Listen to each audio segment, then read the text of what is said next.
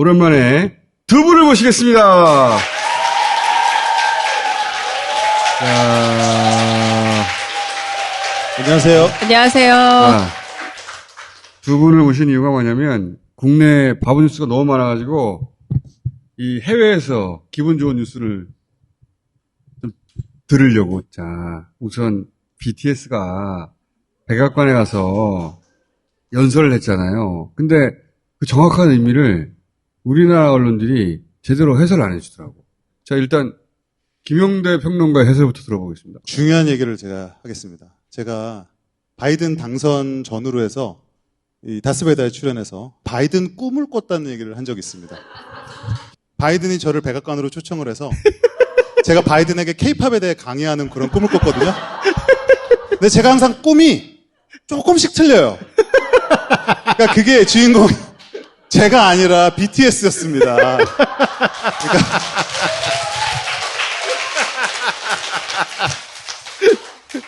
일종의 예지몽이 아닌가 일종의 예지몽. 이런 생각을 하고 너무 사실 기뻤습니다. 반지몽. 네, 반 정도로 맞았어. K-팝 얘기할 때 제가 항상 드리는 말씀인데 우리는 이 안에 있잖아요. 모든 거를 중심을 여기다 놓고 이렇게 단편적으로 해석을 해요. 그러니까 가령 BTS가 백악관을 갔다 그러면 유명한 가수니까 초대받았다. 그렇죠.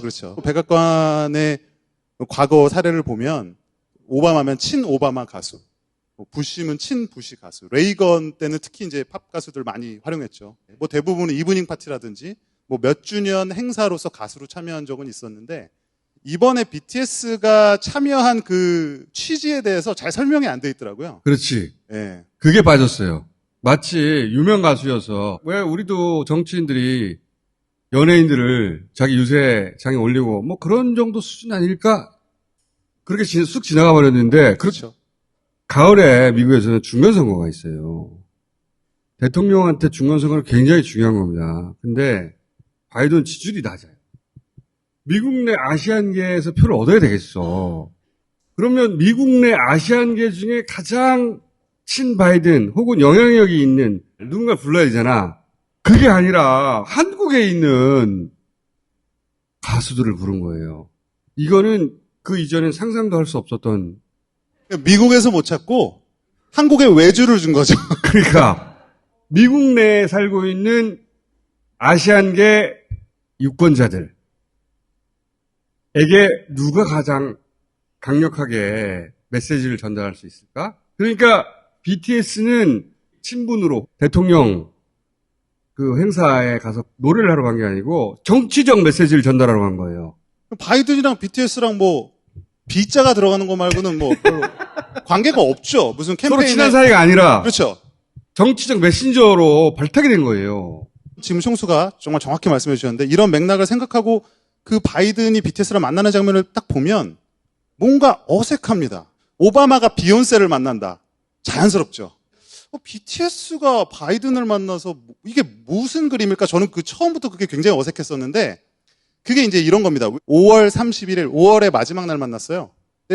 그러면 6월 1일 날 만나도 되는데 5월 31일 날 정말 마지막 순간에 만났어요. 5월이 뭐냐면 AANHPI 헤리티지 먼스라 그래요. AA는 아시안 아메리칸이고 NH는 이제 농협.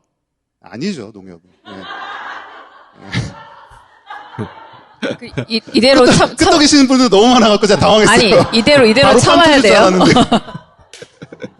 NH는 이제 네이티브 하와이안들. 그 다음에 PI는 퍼시픽 아일랜더. 그래서 이제 아시아계 미국인 하와이안 원주민들. 그 다음에 그 태평양 쪽의 섬 사람들을 위한 달인데 BTS는 아시안 아메리칸도 네이티브 하와이안도 퍼시픽 아일랜더도 아닙니다. 투표권도 없어. 정확하죠. 투표권도 없고 BTS가 그들을 대변하는 위치에 있지 않아요. 네. 그런데 아까 총수님 말씀한 것처럼 바이든 입장에서는 이 이슈를 사람들에게 알리기 위한 게 필요한 겁니다. BTS는 정치적 메신저로 간 겁니다. 미국 대통령이 필요해서 도와줘.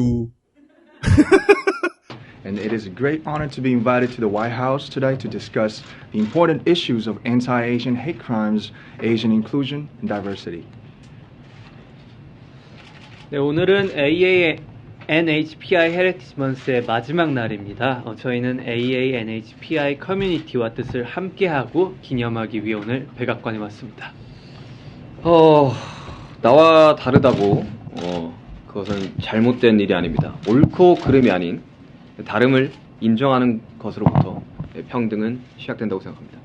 그러니까 BTS가 그냥 가수가 아니라 정말 시대의 아이콘이 된 거예요. 미국 대통령도 필요한 사람이야. 자기 선거를 이기기 위해서. 그러니까 BTS가 가장 저평가됐을 뿐만 아니라 제대로 해석되지 않는 곳이 한국이에요. 미국 대통령도 아는데 우리나라 기자들은 몰라요. 지금 BTS라는 한국에서 뭐 그 안에 교포가 있습니까? 누가 있습니까? 없죠. 한국 그룹이 백악관까지 굳이 가서 바이든의 어떤 그 계획을 실천해 주러 간 거예요. 바이든 도와주고 온 거야. 도와준 거죠. 거긴 뒤에 누가 따라옵니까? 수십만, 수백만의 아미들이 따라오잖아요. BTS를 가장 저평가하고 가장 해석도 못하고 또 이해하지 못하는 게 또 우리나라 기자라고. 미국 대통령을 알고 있다고. 왜냐하면 실체가 있으니까. BTS 한번 불러야 되는데 점점 멀어지네. 저를 쳐다보시죠? 한번 불러야 되는데. 처음 나왔을 때보다 더 멀어졌어요, 지금. 그러니까. BTS 부를 때 저도 좀 불러주십시오. 저도 올게요. 계획 중에 하나야. 예? 자, BTS는 한 시대의 아이콘이 된 거는 분명한 것 같아요. 그리고 이제 깐느 이야기로 이제 성공하고 나무주연상하고 감독상 헤어질 결심 받았잖아요. 또 외신 찾아봤지. 한국 영화의 존재감이 확실히 달라졌어요. 깐느의 주인공은 한국이었다고 지들끼리 쓰더라고. 그 전에 기생충으로 황금종려상도 받았잖아요, 사실. 그런데 이번에 어떻게 달랐느냐. 가령 이정재 씨는 뭐 경쟁 부문이 아니었단 말이에요. 기생충일 때도 주인공이 한국이었다고 말하지는 않을 거예요. 그렇죠. 올해의 깐느 주인공은 네. 한국이라고 하더라고요. 지금은 이정재 씨가 길을 걸어 다닐 때 돌아다니지 못할 정도로 마치 톰 크루즈처럼 계속 쌓인 세례에 시달리고, 그리고 한국 영화 두 편에 대해서 엄청난 기대감, 그리고 그 외에 주목할 만한 시선이나 이 모든 작품들에 대해서 한국 하면은 이 관심사가 꼭 쏠려다니는 겁니다. 저도 깐 가봤지만 가봤어요? 조금 네, 해봐서 아는데. 네, 조금 대단히 민망할 때도 있어요. 제가 어느 영화라고 말하진 않겠지만 영화 시사가 끝나고 나서 기자들이 모일 때 한국, 대만, 일본 기자들이 대부분이고 서구권 기자들이 그렇게 많지 않은 경우도 있었습니다. 과거에 네네네. 우리가 깐느에 네, 우리는 집중했다고. 굉장히 난리가 났지만, 근데 이번에는 명실상부하게 인터뷰 장면들을 보시면 그러니까 완전히 장 터져. 정말 수많은 기자들이 와서 물어보는데 그런 민망함이 사라진 거죠. 지금은 저는 국뽕이라 말을 쓰면 안 돼요. 그렇지. 작은 얘기를 과장해서 그 침소봉대에서 우리가 자기 최면하듯이 우리 문화에 눈을 가리는 게 국뽕인 거고, 그렇게 개방했는데 이 작품이 거기서 스크린 데일리라고 해서 스크린 인터내셔널이라는 잡지에서 매일매일 데일리를 찍어내요. 그래서 별점을 주는데 브로커는 2점대였고 헤어질 결심이 3점대가 넘어갔는데 유일한 3점대더라고. 네, 유일한 3점대고 영화 전문 기자들이 주는 점수거든요. 근데 이 새끼들 왜 이렇게 짜? 이 영화 전문 기자들이 어떤 기자들이냐면요. 가디언즈의 피터 브래드쇼라던가 스테파니 자카렉이라는 타임즈의 영화 비평가, 그리고 미셸 시멘 같은 프랑스의 포스티프라는 잡지의 영화 비평가는 놀라지 마세요. 1938년생이십니다. 깐네 역사 거의 같이 가시는 분들이에요. 거의 종신제처럼 이분들은 각 매체를 대표하는 비평가들이시고 언제나 오셔가지고 그 별점을 매긴 사람들인 겁니다. 그거는 내 알바이고 하여튼 짜. 네. 그래서 그 짠 웬만한 영화 다 양반들이 2점이야. 그래서 별점 설명을 해드리면 4점이 엑설런트였고요. 3점이 굿, 2점이 에버리지예요. 그리고 1점을 푸어인데 X자를 하면 배드거든요. 근데 배드를 주는 영화도 꽤 많아요. 그 와중에 3점이 넘는다는 건 이 짠 양반들이 대단히 환호했다는 거고, 아까 그 피터 브래드쇼라는 이 가디언, 지금 들어가셔서 찾아봐도 나옵니다. 황금종려상에 대해서 마지막 결론 난 날 있잖아요. 개인적으로 황금종려상은 박찬욱의 헤어질 결심으로 가는 게 맞았다라고 자기 기사에 또 쓰고 있어요. 황금종려상 받은 것도 사실 2점대였어요. 제가 아쉬운 거는 박찬욱 감독이 심사위원 대상으로 올드보이 받았을 때 굳이 따지자면 한 2등상이에요. 황금 종려상 받아도 될 때였는데 정치적 안배 때문에 유럽의 남성 감독이 영화를 줄 때가 좀 돼서 놓친 거지. 아니 근데 그 남우주연상하고 감독상 2개 받았다고 한국 영화가 이번 칸을 지배했다라고 기사를 막 전세계 쓰진 않았을 거 아니에요. 진짜 말 그대로 탐 크루즈처럼 길거리를 돌아다니지 못하고 정우성 씨가 좀 소외됐다라는. 그게 그거구나. 프랑스 사람이 이정재를 발견하고 이정재하고 같이 사진을 찍어야 되는데 찍어줄 사람이 없잖아. 정우성한테 찍어달라고 그러더라고. 헐리우드 스타나 우리 스타나 그들에겐 차이가 없는 겁니다. 없어졌어. 네. 이게 그리고 웬일이야. 안표 시장에서도 한국 영화는 무조건 보겠다라고 했고요.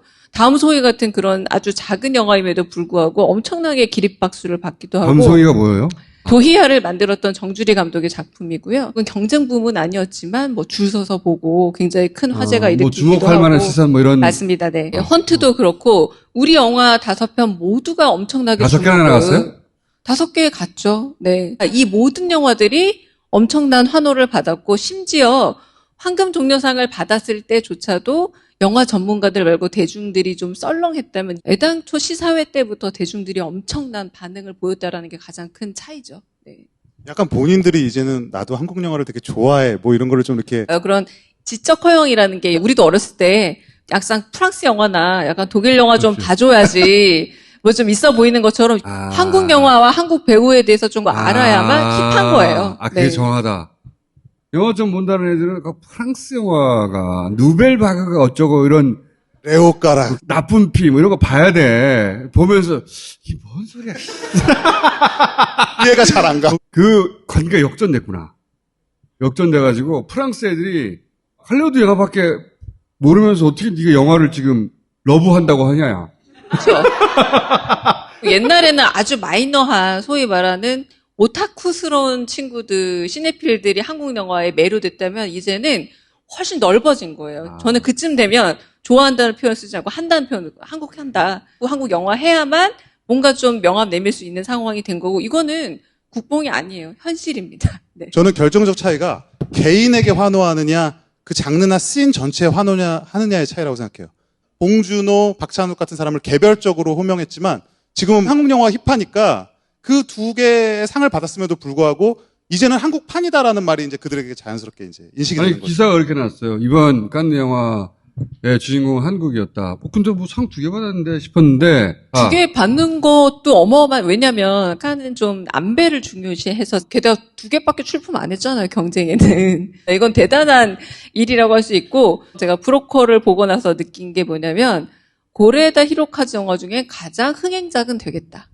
왜냐면, 오히려. 고레에다 히로카즈 감독 영화가 잔잔하고, 흥행하기 힘들죠. 암시적이라서 계속 그 소소한 삶을 많이 보여주잖아요. 일본 배우들보다 우리 배우들이 왜 이렇게 잘하죠? 연기를 다들 너무 잘합니다. 이지은 씨도 저도 깜짝 놀랐어요. 아이유가 나의 아이유 이름이 아가씨. 이지은 씨예요? 네, 나의 미안해. 네. 네. 연기를 너무 잘하는 거예요. 그리고 조역들도 네. 인터뷰 한번 해보고 싶어요. 한국 배우들과 한국 시스템화에서 작업해봤더니 어떻든가. 봉준호 감독이 송강호 배우는 내버려두면 알아서 하니까 특별한 디렉션 없어도 된다고 했대요. 이번에서도 송강호 배우가 처음에는 잘 안 보이거든요. 근데 마지막에 가면 제일 잘 보이는 배우가 되고. 그리고 그 배우 탕웨이 씨도 인터뷰한 거 제가 봤는데 소감이 어떠냐. 인상적인 답변이더라고. 자기의 일부가 완성됐다고 이 영화 출연하고 나서 그게 배우가 감독한테 할 수 있는 가장 최고의 찬사죠. 영화를 통해 자기가 완성됐다는 거 아니야. 그래서 나 이 영화 궁금해. 박찬욱 감독은 여배우의 생애 최고의 영화를 선사하는 데는 탁월한 솜씨가 있죠. 이영애 씨의 친절한 금자씨라던가 강혜정 씨의 올드보이라던가 김민희에게 아가씨라는 영화도 그렇고 김옥빈 씨에게도 박쥐라는 영화가 최고잖아요. 늘 여배우에게 최고의 작품을 안긴 거는 그러네. 확인된 바가 있기 때문에 그러네. 요 영역에서라도 우리가 기쁨을 얻어야 될 거 아니야. 에너지를 얻고. 네? 요 영역은 건들지만 않으면 이미 세계 최고 수준이거든.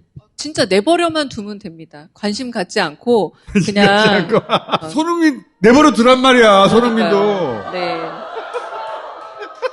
그게 세련된 거거든요. 세련된 건. 아니, 상을 주려면 경기 끝나고 주던가. 왜 경기하기 직전에 양복을 입혀가지고 그걸 주냐고.